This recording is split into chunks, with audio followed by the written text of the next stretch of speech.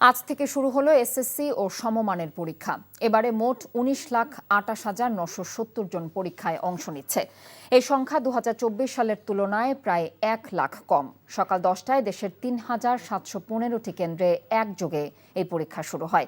SSC পরীক্ষায় অংশ নেওয়া পরীক্ষার্থীর মধ্যে ছাত্রী 9,67,739 জন এবং ছাত্র 9,61,231 জন। শিক্ষা উপদেষ্টা অধ্যাপক CR আবরার রাজধানীর কয়েকটি পরীক্ষা কেন্দ্র পরিদর্শন করেন। এ সময় পরীক্ষার ব্যবস্থাপনা দেখে সন্তোষ প্রকাশ করেছেন তিনি। প্রশ্ন ফাঁস নিয়ে কোনো ধরনের গুজবে কান না দেওয়ার জন্য পরীক্ষার্থী এবং অভিভাবকদের প্রতি আহ্বান জানিয়েছেন উপদেষ্টা।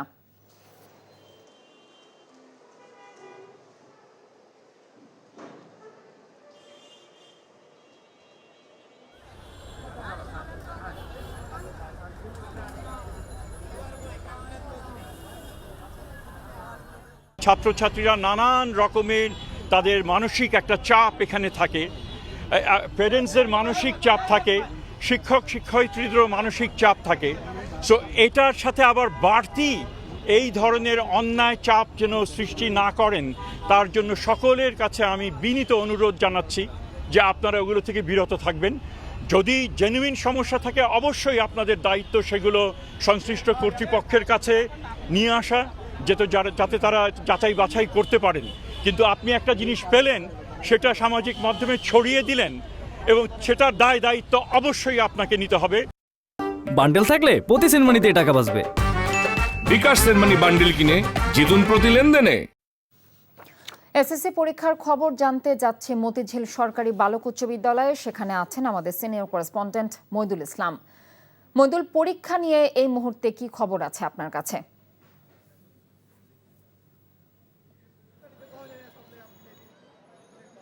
হ্যাঁ, পরীক্ষা সকাল 10টায় শুরু হয়েছে এবং দুপুর 1টার সময় শেষ হবে এবং আমার পিছনে দেখতে পাচ্ছেন যে অভিভাবকরা বসে আছেন। একটা সময় যখন পরীক্ষা শেষ হবে তখন শিক্ষার্থীরা বের হবে। তো কিছুক্ষণ আগে শিক্ষা উপদেষ্টা এই কেন্দ্রে মতিঝিল সরকারি বালক উচ্চ বিদ্যালয়ের কেন্দ্রটি পরিদর্শন করেছেন এবং আপনি শুনেছেন তার কথা। এবং তিনি মূলত যে এখানে বলেছেন গণমাধ্যম কর্মীদেরকে যে এবছর প্রশ্নপত্র ফাঁসের কোনো আশঙ্কা নাই এবং সর্বোচ্চ সতর্কতা আছে সব দিক থেকেই, যাতে এ ধরনের কোনো গুজব কেউ ছড়াতে না পারে এবং প্রশ্নপত্র ফাঁসেরও কেউ অপতৎপরতা না চালাতে পারে। এবং যদি কোনো কেউ এ ধরনের অপতৎপরতা চালায় তাহলে তাদের বিরুদ্ধে কঠোর ব্যবস্থা নেওয়া হবে।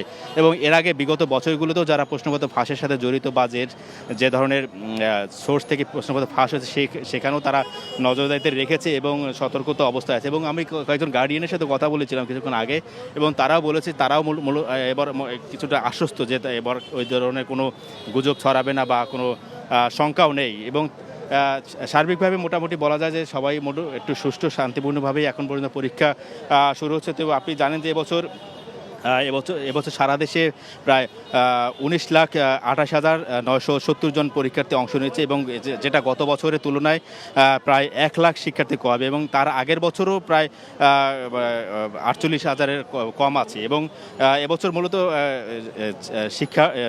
ছাত্রদের তুলনায় ছাত্রীদের সংখ্যাই বেশি আছে এবং শিক্ষা উপদেষ্টা আমাদেরকে জানিয়েছেন যে পরীক্ষা শেষ হওয়ার মূলত 2 মাসের মধ্যেই যাতে ফলাফল প্রকাশ হয় সেই ধরনের একটা তৎপরতা থাকবে এবং সার্বিক প্রস্তুতি থাকবে। তো এই ছিল এই এসএসসি পরীক্ষার কথা।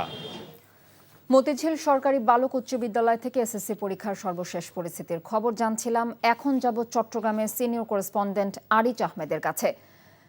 আরিজ, পরীক্ষা শুরু হয়েছে, বেশ অনেকক্ষণ হয়েছে। পরীক্ষা নিয়ে অভিভাবকদের মধ্যে উৎকণ্ঠা আপনি কেমন দেখছেন?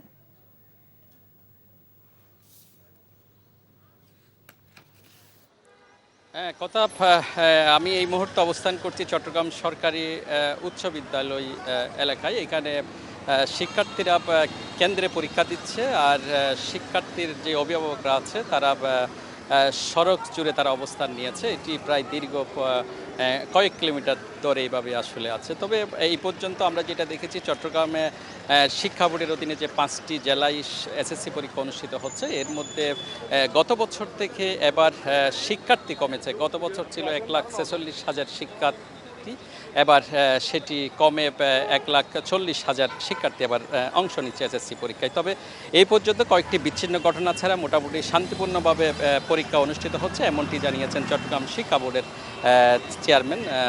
এছাড়া আমরা যেটা দেখেছি চট্টগ্রামের শিক্ষা বোর্ডের অধীনে কক্সবাজারের যে উকিয়া একটি কেন্দ্রে সেখানে 13 জন শিক্ষার্থী তাদের প্রবেশপত্র না পেয়ে এবং পরীক্ষা দিতে না পেরে সড়কে অবস্থান নিয়েছে এবং সেখানকার অতিরিক্ত জেলা প্রশাসক যেটা জানিয়েছেন যে ফর্ম পূরণ করতে না পারা এবং ওই শিক্ষার্থীদের টাকা নিয়ে চলে যাওয়ার কারণে আসলে শিক্ষার্থীরা যথাসময়ে ফর্ম পূরণ করতে পারেনি এবং সেই কারণে তাদের আজকে পরীক্ষা দিতে না পেরে তারা সড়কে আন্দোলন করছে। তবে এই বিষয়টি আমাদেরকে চট্টগ্রাম শিক্ষা বোর্ডের চেয়ারম্যান যেটি জানিয়েছেন এটি আসলে প্রশাসনই দেখবেন, এই বিষয়ে এই মুহূর্তে চট্টগ্রাম শিক্ষা বোর্ডের আসলে করণীয় কিছু নেই। এছাড়া চট্টগ্রাম শিক্ষা বোর্ডের অধীনে চট্টগ্রামে প্রায় 2 শতাধিক প্রতিবন্ধী শিক্ষার্থী অংশ নিয়েছে এমনটি জানিয়েছেন। তবে 7 জন শিক্ষার্থী তাদের যে শিক্ষা বোর্ডের যে নিয়ম মেনে 8ম শ্রেণীর শিক্ষার্থী দ্বারা পরীক্ষা দিতে না দেওয়া বা এরকম একটা বিষয় নিয়ে একটু সমস্যা তৈরি হলেও চট্টগ্রাম শিক্ষা বোর্ডের চেয়ারম্যান যেটা আমাদেরকে জানিয়েছেন যে ওইসব 7 জন শিক্ষার্থী আসলে পরীক্ষা দিচ্ছে এটি জানিয়েছেন। সব মিলিয়ে চট্টগ্রামে মোটামুটি শান্তিপূর্ণভাবেই চলছে এসএসসি পরীক্ষা। এই ছিল কথা এখানকার সর্বশেষ। চট্টগ্রাম থেকে জানছিলাম এসএসসি পরীক্ষার খবর। বান্ডেল থাকলে প্রতি সেনমানিতে টাকা বাঁচবে। বিকাশ সেনমানি বান্ডিল কিনে জিতুন প্রতি লেনদেনে।